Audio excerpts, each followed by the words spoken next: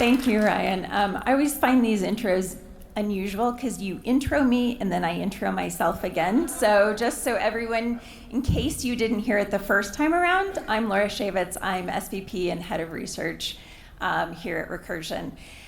Now, Lena just talked you through, and Chris before, the power of our massive data sets, our compute and our AI algorithms, and how we put all of those together to massively transform how we are doing drug discovery at research at Recursion today in order to deliver better medicines to patients faster. And so I want to start by talking a little bit about how the Recursion OS is actually changing the shape of the drug discovery funnel. So here you see the traditional drug discovery funnel, where if a traditional pharma company is interested in starting up a new program in a novel area, they are going to have to spin up teams, they might need to find new technologies, they may need new assays, and all of this is going to take them multiple years and many millions of dollars just to start exploring one single novel insight. That's a lot of time and energy and money just for one potential output of our program. At Recursion, we do things very differently. Instead, we use our massive connected data sets to uncover novel biological insights, and then we use these highly automated industrialized assays that you've heard repeatedly about now in order to quickly validate that those insights are potentially exciting and might be interesting starting points for programs. And so we can do this now instead of millions of dollars in multiple years. We do this in weeks and for tens of thousands of dollars for each of the programs that or the insights we're excited about. And so you can see how this massively is transforming the shape of the funnel. We've already explored thousands of insights. We've run hundreds of those through our high throughput and validated assays to move dozens of programs into our preclinical pipeline already. So in addition, because we're running these very standardized assays over and over again, that data all goes back up and helps us continue to improve our predictions. And this is a way for us to also kind of rapidly narrow that funnel. So for example, looking over our last dozens or so of preclinical programs, Lena already kind of stole my thunder here, but we were able to determine that we have a 90% true negative rate.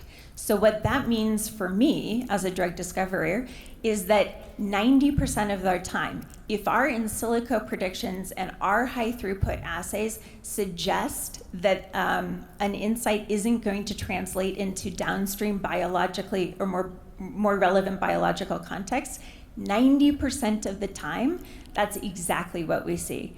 So you can see how that radically transforms the fact that we can now, only with a few tens of thousands of dollars, really make sure that we're working on the programs that are most likely to translate.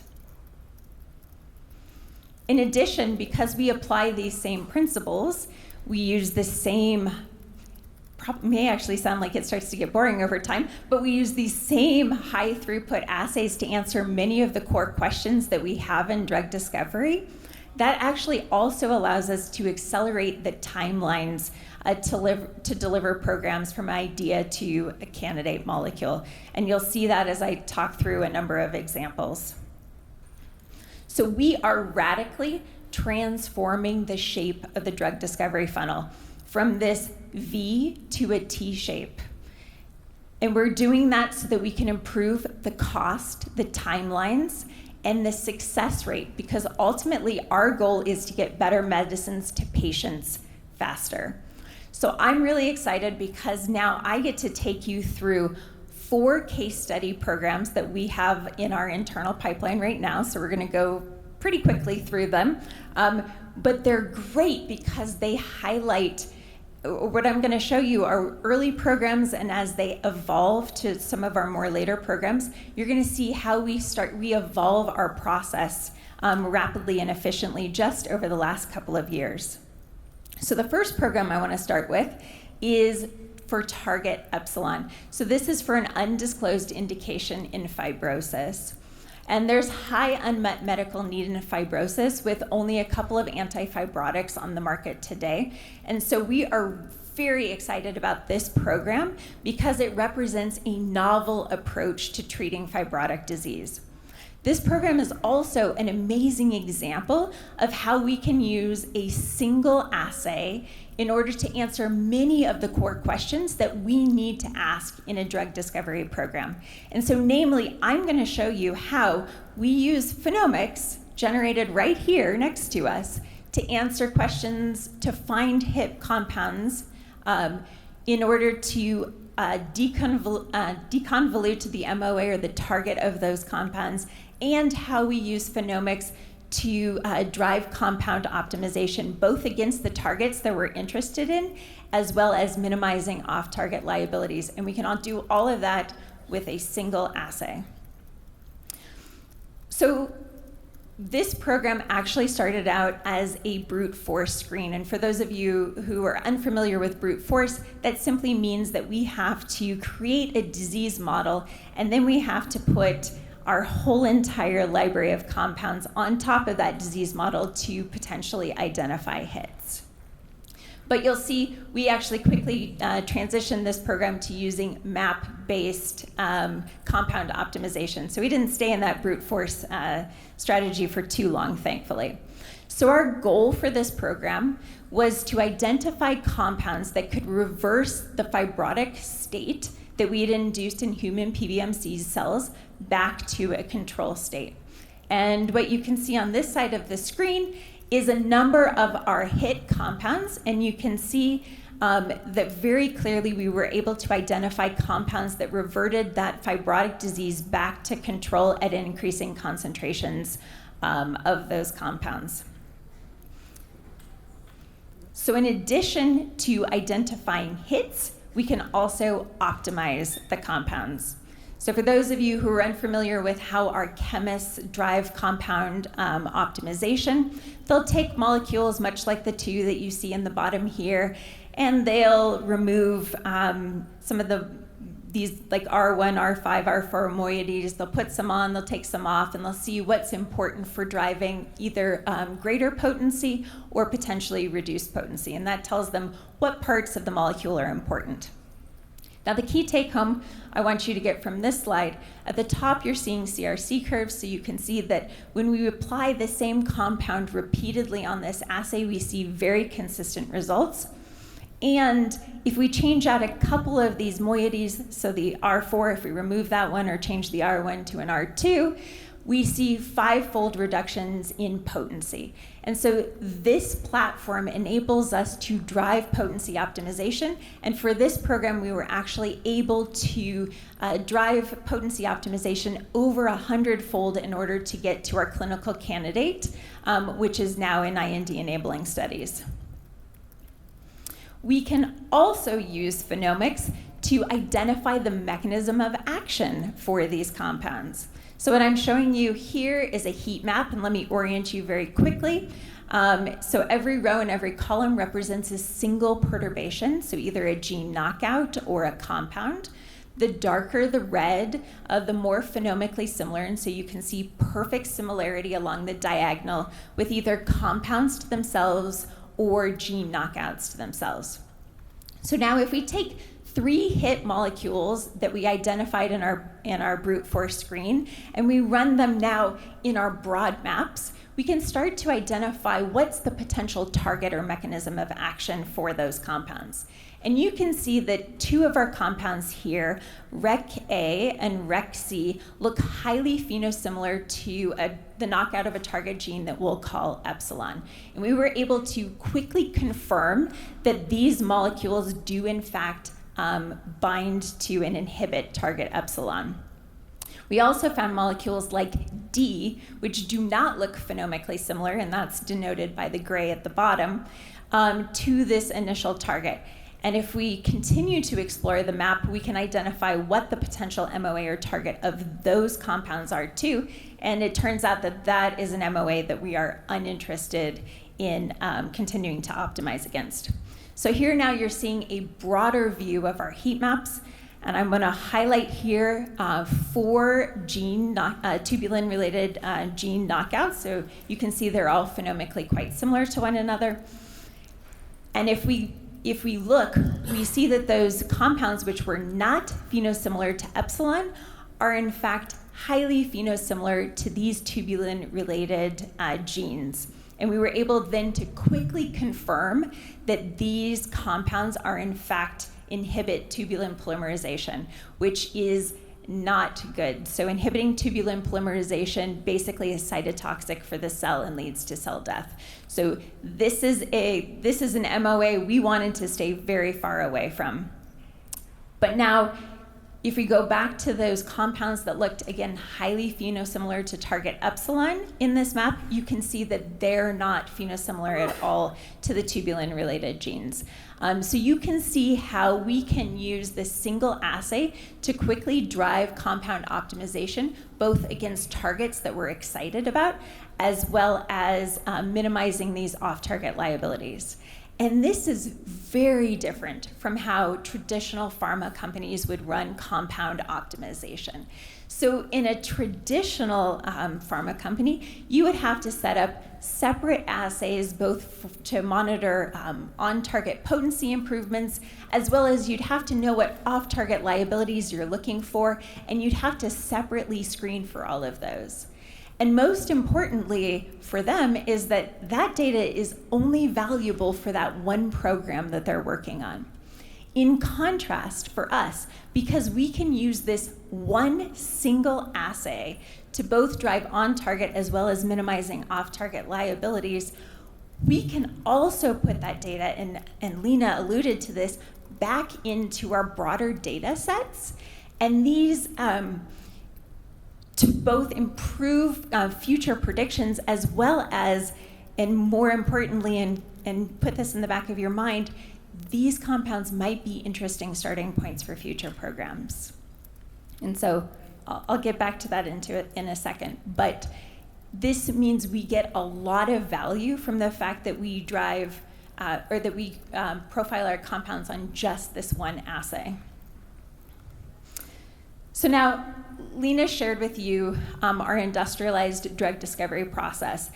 Again, this was an early program, and so we only used a subset of the modules for this program, but you can see hopefully how we use a single assay like phenomics to be able to drive on a lot of the core questions that we have in drug discovery.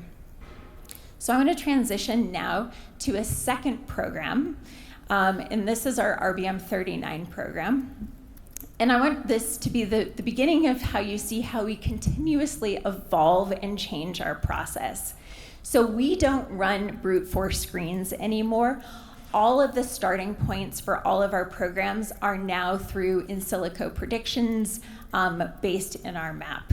And we're excited about this program because this is the first program that was based on an in silico insight that has actually made it to IND enabling studies, and excitingly moving very quickly because we expect to submit the IND in Q3. So this program is based off of the knowledge that a target CDK12 is potentially an interesting therapeutic target and a biomarker for homologous recombination proficient cancers. But this is a really challenging target because of its close homology to CDK13. And we know that inhibiting CDK13 can lead to a number of toxicities. And so our drug discovery scientists took CDK12 and they looked broadly in our whole phenomics map, and they looked for genes that looked highly phenosimilar to CDK12 as potentially an adjacent target to be able to help this patient population. And what they found is RBM39 as one of the most closely phenosimilar genes to CDK12. And actually, so we shared this with many of you actually download day 18 months ago, and it's only in the last couple of months that people have started publishing papers actually sharing more about this finding. So you can see how using our maps too, we're really ahead of the game in finding a lot of these exciting insights. So now if our teams go and they look more broadly in the map, they can also find compounds that look highly phenosimilar to both RBM39 and CDK12. So these might be potentially interesting compounds. But remember, we do not want to generate just another CDK12 inhibitor. So in an ideal world, we'd have an additional data layer that would enable us to predict whether or not these molecules are CDK inhibitors. And we have that in Matchmaker, which we acquired through Cyclica last year.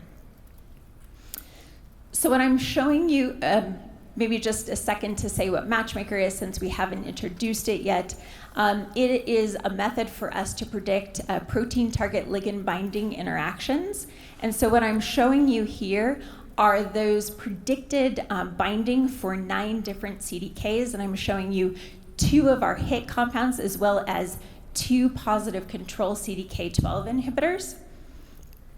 What's important is an in silico binding Z-score of above 2 is considered significant. So you can see in the red box that our 2 hit compounds are not predicted to bind to any CDKs, whereas our 2 positive controls are predicted to bind to multiple CDKs. Now, of course, we can quickly confirm this in an in vitro assay. So what I'm showing you here is a CDK12 activity assay. We see our 2 hit compounds in the pink and the purple. At increasing concentrations, we see very little inhibition of CDK. In converse, we see very significant inhibition in 2 known CDK12 inhibitors. So thereby confirming what our Matchmaker predictions suggested. Now, I won't go through the rest of this program, but what I do want to say about this is how important it is, and you heard both from Lena and Chris, around how we're continuing to improve and build on our predictions. And I think the RBM39 program is a perfect example of exactly how we do that to drive drug discovery more quickly. So what I'm showing you here are the actual numbers of compounds that we profiled through each of a small number of highly standardized assays throughout this process. And you can see where we started in silico with millions of potential options. We were able to quickly narrow down and synthesize only just around 1,000 compounds in phenomics, and so on and so forth, down to that single candidate molecule, which is now in IND-enabling studies. And we did that incredibly quickly, as you can see on the timelines.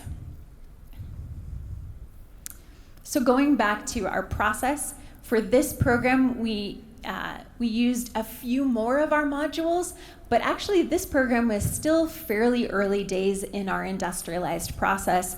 And so our drug discovery team members actually used these modules in a fairly manual way, because we were still kind of learning how to use them and how to think about driving drug discovery programs more quickly. But we were able to take the logic of using these modules for this program and really automate and start to create automated decision making.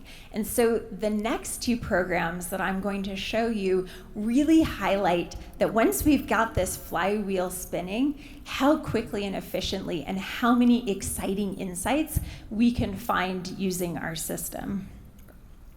Oh, and not to put too fine a point, we were able to deliver this program in less than half of industry average, from a target to an IND. So for these next 2 case studies, these are very early days, so I'm not going to disclose the targets to you. Hopefully sometime in the near future, I will be able to as we have more data. But again, I think these programs beautifully highlight how when we put the Recursion OS together and the modules together and we automate it all together, how quickly we can move to find exciting insights. So for this program, we had a potentially interesting oncology gene But what made us really excited about this program was the fact that we identified several hit compounds in our in silico laters that were highly pheno-opposite to this target. And you can see that in the blue in this heat map. And so what that means is that these compounds are predicted to rescue the loss of function or restore the loss of function of this target gene. And because now, remember, it only costs us tens of thousands of dollars and weeks to be able to validate these insights versus years in a traditional pharma company, it becomes easy for us to want to immediately generate the data to see whether or not these predictions confirm and whether this might potentially be an exciting program for patients with unmet need. And this program's also really exciting because it's one of the first where we have Tempus insights to support the program as well. And so around the same time we were starting this program, we signed the deal with Tempus and got access to their data sets. And our team quickly, within I think about a month of getting access to the data, had started to build the first causal models. And they independently identified this target as a potentially exciting target for a set of patients with high unmet medical need. And so we're really excited about this program. So let me walk you through the actual data that we generate. So we have our in silico insight. The next step for us is to use our highly standardized and automated processes for compound selection. And so we have learned over time precisely what compounds we predict will report out positively in downstream assays, and we're constantly reducing those numbers. And then we run them through a couple of our highly standardized and industrialized assays, namely phenomics and transcriptomics. And I'll start with the key takeaway, which was that when we put this compound on our disease model, we see a rescue back to the control healthy state.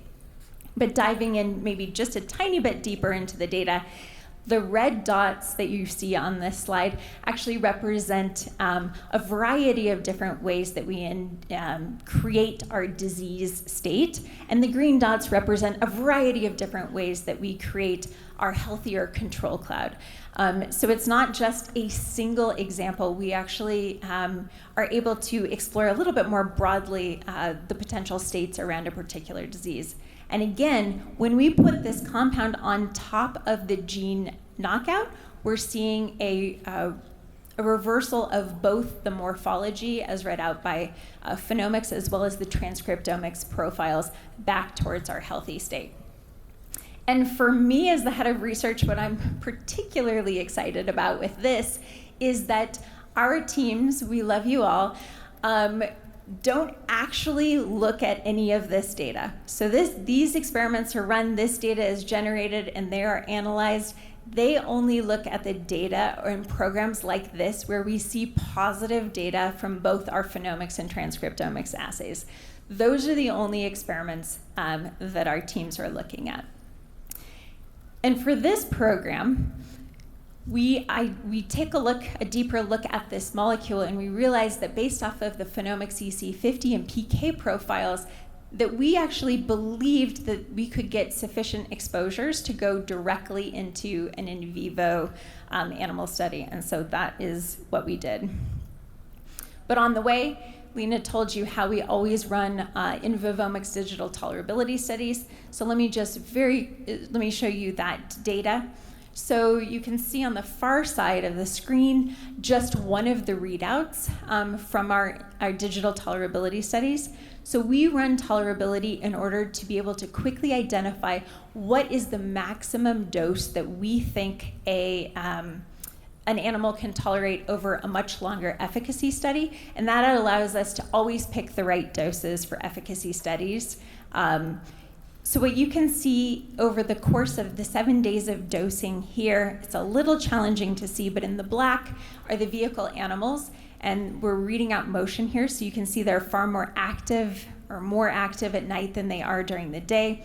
We see similar results for both the 30 mg per kg dose group in blue, the 100 in red. But once you get to the highest 300 mg per kg dose, if you look closely, you can actually see that those animals are not nearly as active. And this is just one of the measures that we get on digital tolerability that told us that this 300 mg per kg dose is unlikely to be tolerated during a longer efficacy study. So we took that 100 mg per kg dose as well as a couple of lower doses, and we put them into an in vivo efficacy model with tumors with a mutation of interest. And I want to remind you, this is an unoptimized molecule that we pulled directly out of our maps. We already see a 66% tumor growth inhibition with this molecule. So we're pretty psyched about this program. And our teams are working right now to continue to optimize the molecule using generative AI and some of our digital chemistry tools, and again, continuing to use phenomics and our ADME platforms to, inside joke, in order to be able to quickly optimize this molecule. And we've already seen some, even just over the last couple of weeks, improvements in exposure. So hopefully more data to come on this program soon. So this is the first program now we're putting together end-to-end all of the modules and adding in some of the automated decision making. And so you can see for this program, when we do that, we were able to go from an idea in the map to delivering a lead nomination program in just 10 months, and that includes the in vivo efficacy data. So that's very fast. Your traditional pharma company is still probably spinning up assays and teams at this point, and we have a brand new program that we're really excited about. So for the last program, you're going to see a lot of this. I'm not going to take you through all of the data. I'm going to focus for this program on the fact that we found a compound in our maps for what was previously considered to be an undruggable target. So remember back when I talked about Epsilon, how I talked about the value of using a small set of standardized assays is that all of those compounds go back up into the top of the funnel as potential future starting points for future programs. Well, that is exactly what happened for this program. So the lead compound for this was actually a compound we were testing in a completely different program, I don't know, maybe a year and a half before, but we found it as a strong hit for this oncology target that had been considered undruggable. So let me show you quickly the heat map. Here you can see the knockout of the target gene, and you can see our compound of interest looks highly phenomically similar to that target gene. Now at this point, what we don't know is whether or not the compound's acting in an adjacent pathway somewhere upstream or downstream of that target, or whether it's actually physically binding to that protein. But we do know that it looks, that compound phenomically looks similar to the knockout of the target. But let me skip straight to the most important slide here. We had other reasons to believe that it was quite possible that this compound was in fact a direct binder of that target. And so we went straight to generating this data in SETSA. Let me orient you a bit to this. So RecJ is the compound that was our hit that looks highly phenomically similar to our target. And K is a close analog that actually has no phenosimilarity to our target. And what you can see here is at increasing concentrations, we see the amount of protein of our target stabilized at increasing concentrations, which tells us that this compound is a direct binder of this target protein. So very exciting that we were able to find, through in silico prediction, a new compound to bind what was previously considered undruggable. Now, we used the same process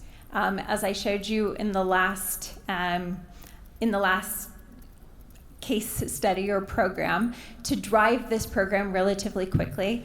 I don't have time to show you all of the data, but please know we took that unoptimized molecule and we put it into, again, it looked like it had the appropriate exposure, so we put it directly into an in vivo animal model, and we saw tumor growth inhibition in that model as well.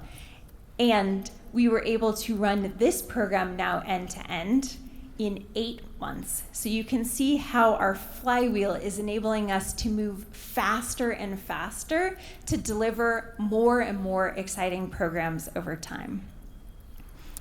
So I'm going to finish by sharing a little bit more about how we continue to improve and find the really exciting biological insights that we want to put into the top of our funnel. So I think Lena talked about the trillions of relationships. I think her graph only went up to 7 trillion, but I'm sure at this point it's got to be higher than 7 trillion relationships.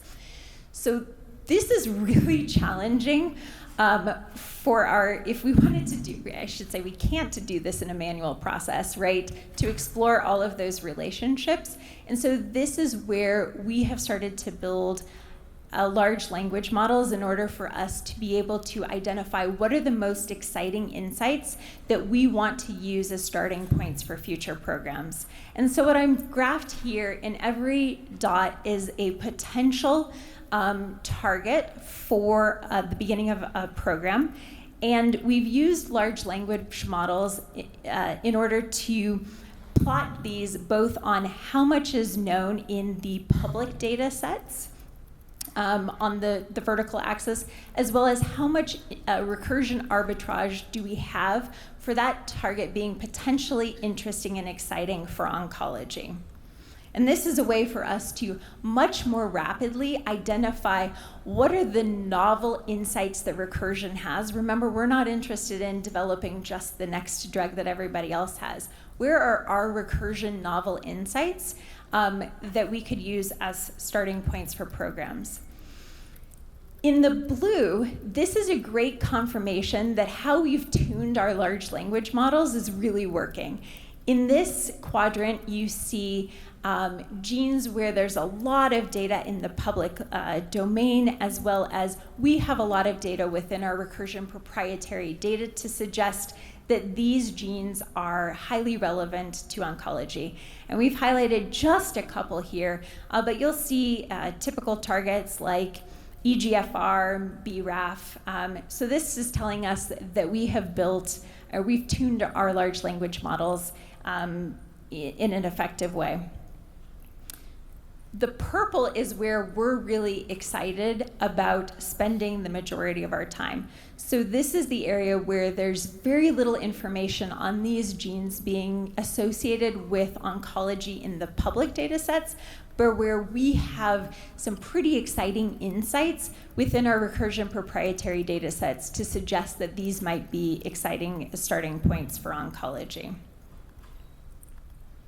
So we're really focused here, and we are putting these back up into the top of our funnel, and we're using those to drive our newest, continuing to drive our newest programs, and we already have a number in our hit to lead stage as well as our lead op stage. So let me leave you with 3 key takeaways. At Recursion, we do drug discovery differently than the industry. Instead of spending millions of dollars spinning up teams in multiple years, we've turned drug discovery and identification of novel biological targets into a massive search problem. Second, we use a small set of highly standardized and industrialized assays to drive and answer many of the core questions that are essential in to drive a program from an idea to a candidate molecule in drug discovery.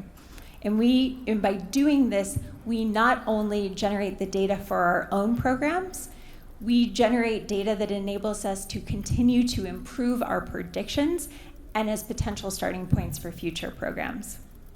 And the last is we are changing the shape of the drug discovery funnel. By employing our Recursion OS, tying it together end to end, automating our decision-making processes as we learn, we are transforming what was once considered a V-shaped drug discovery funnel into a T-shaped drug discovery funnel, which is going to allow us to deliver better medicines to patients faster.